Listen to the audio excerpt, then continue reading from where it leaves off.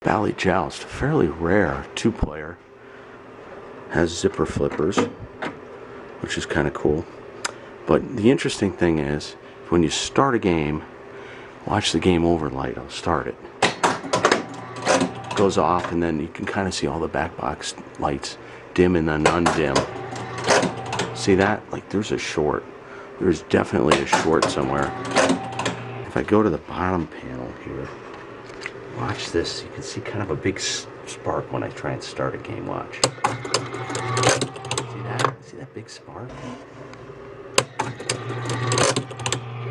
That's pretty sizable. We got a dead short somewhere we got to find. So when you got a problem like this, it's always best if you can make the system smaller. So what I've done is I remove the playfield from the game. Most games will work without a playfield. Not all, but most. I'm hoping that this Bally Joust is going to let me. So I'm going to start a game. And all the score reel's clear. I don't hear anything weird happening. The game over light is not on. Seems like the problem's probably on the playfield, but let's go around to the back and check out the back box. Now the back box looks a little different than most Bally's of this that we're used to seeing. The relays are a little different. I don't know if you noticed, but they have a slightly different look to them. The mechanics and the score reels even look a little different. It's kind of interesting. But anyways, let's go to the point relays and just see if they... So this is the 1 point relay. Moving the 1 point, and then I'll go to the 10 point. Moving that score reel, then I'll go to the 100. Getting carryovers, 1,000. And those are all carrying over. Now if I want to test player 2, the second player up relay, I'd have to hold this in, and you can see the light goes on when I push this relay in for the second player. See how it switches from player 1 to player 2? This is how the game alternates between the players. It's hard to do this and hold the camera, but then I can see now I'm getting the other reels by doing this kind of stuff. So I can see that the other set of scores work, but the game looks like it's working. Now this is the ball unit. I can advance this, and that, since we're set to a one-player game, should put me on ball 2. Yep, you can see we're on ball 2. Then I can advance this one more time, and actually it'll self-hit because it's set for one player. It'll self-advance 2. Watch. See how it went up 2? And now we're on ball 3. Do it again. Ball 4. Ball 5. So now we're on ball 5, which this game's set to. You can see we're on ball 5. If I go down here and find the out hole relay, maybe I can try ending the game. Out hole special. I don't know if this is it. Let's see. Yep, see? I held the out hole relay in. This out hole special relay, and it went to game over. So the game is working without the playfield. So we just need to look at the playfield and figure out where our little short is. So I got my meter set to low ohms, and I'm just going to start testing some coils. Like I'm going to go to this left slingshot. Again, this is hard to do when I have to hold the camera.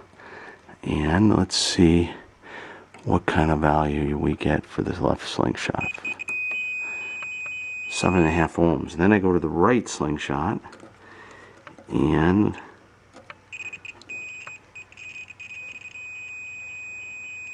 we got a dead short in this coil, less than 1 ohm. So, and you can see that it's heat stress too. So what I suspect is happening here is that the top side switch on the playfield for the right slingshot is probably stuck closed, locking that coil on. This would lock the coil on and immediately set the game into game over mode. This is something that Bally games do quite well. If there is a problem on the playfield with a burned up coil, it'll, when you start a game, it'll immediately set it back into game over mode, which is really, really nice, so more coils and fuses and stuff don't burn up.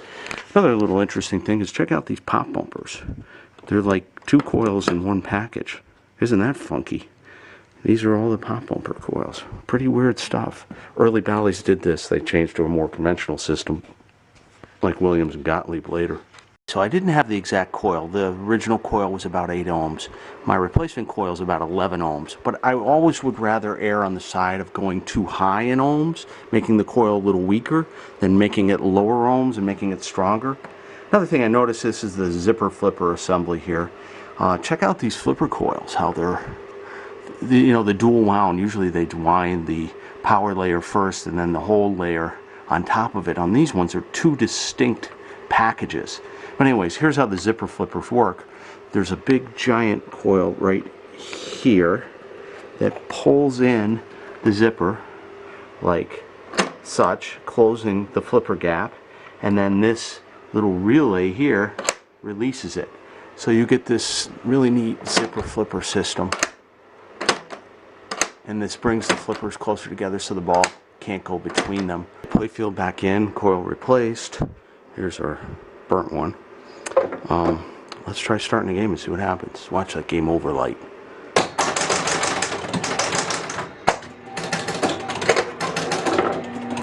Perfect. But you can hear we got something stuck on the playfield. And that was this kicker, you see? See how he's stuck on? That's why he burned up. So this was the crux of the whole problem. And now we got to fix that so we don't burn the coil up and have the same issue again. What happened is on this contact, on this back blade, the actual physical contact, you can see the hole in it, fell off and fell down between the two blades, shorting them together.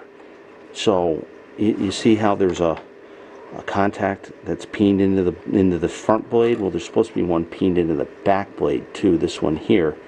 And you can see the hole where it was, and then that fell off, fell between them and shorted them. And that's why the slingshot was locked on. Let's try our test game.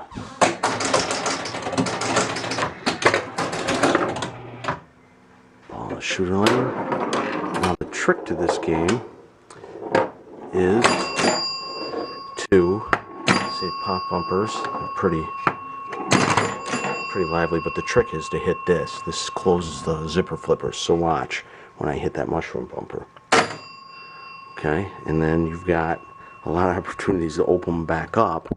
This mushroom or this one will open them back up, watch. So that kind of sucks. There's only one way to close them that I see on this game. You can see here's our kicker with the new coil. So it's kicking amply enough.